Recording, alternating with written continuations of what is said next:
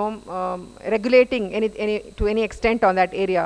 I am not an expert in that area. Maybe a device manufacturing expert can say, but I know that when we, for example, I heard that when we are signing this defense deal on airplanes, the government is putting a rule that at least 33% of the parts that are going to go into this airplane should be sourced from India.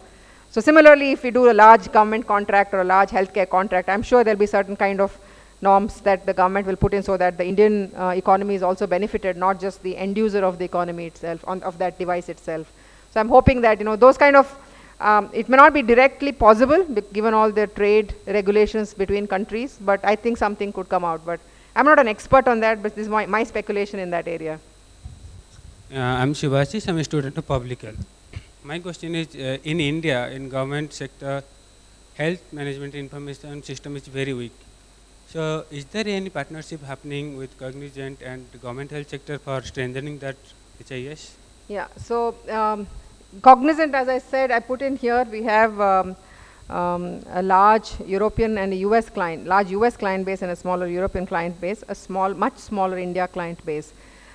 We still don't work with the government, literally work with very little government, the whole world itself, not just with India.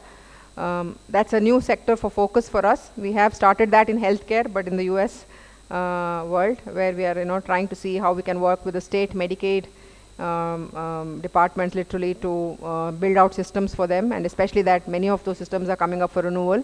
We're working with them, but from other government perspective, we have not yet forayed. It's a different mindset that we need to have to be able to work with government, and we're still trying to build that competency in the company. Our $6.06 billion of revenues that we will have this year will have only a small, dot in government revenue. So it's not that it's not a focus, it will take its time because we've started focusing on it for some time, but I think to yield results, government deals run usually for a year or two. So if you've started 2 years ago, maybe we'll start seeing some results next year or year after.